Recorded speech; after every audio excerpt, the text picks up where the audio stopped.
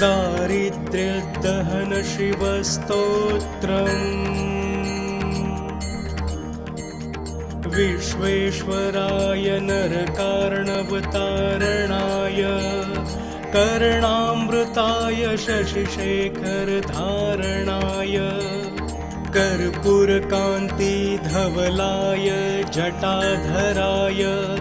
दारिद्र्यदुःखदहनाय नमः शिवाय गौरीप्रियाय रजनीशकलाधराय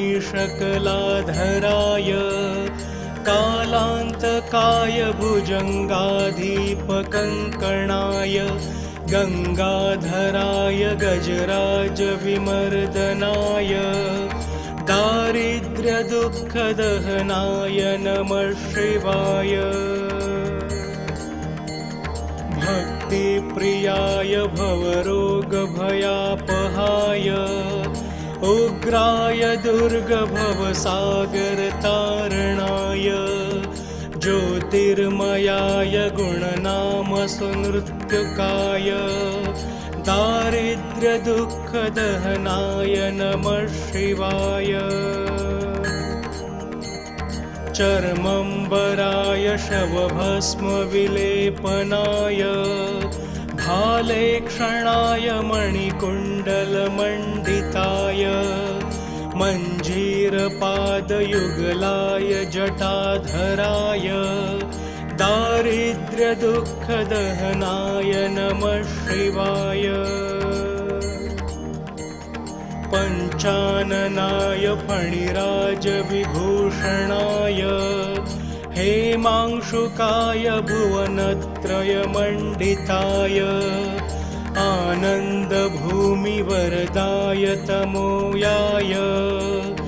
दारिद्र्यदुःखदहनाय नमः शिवाय भानुप्रियाय भवसागरतारणाय कालान्तकाय कमलासनपूजिताय नेत्रत्रयाय शुभलक्षणलक्षिताय दारिद्र्यदुःखदहनाय नमः शिवाय रामप्रियाय रघुनाथवरप्रदाय नागप्रियाय नरकार्णवतारणाय पुण्येषु पुण्यभरिताय सुराचीर्ताय दारिद्र्यदुःखदहनाय नमः शिवाय मुक्तेश्वराय फलदाय गणेश्वराय गीतप्रियाय वृषभेश्वरवाहनाय मातङ्गचर्मवसनाय महेश्वराय दारिद्र्यदुःखदहनाय नमः शिवाय वसिष्ठेन कृतं स्तोत्रं सर्वरोगनिवारणं सर्वसम्पत्करं शीघ्रं पुत्रपौत्रादिवर्धनं त्रिसन्ध्यय यः पठे नित्यं स हि स्वर्गं वाप्नुयात् इति श्रीवसिष्ठविरचितं दारिद्र्यदहन शिवस्तोत्रं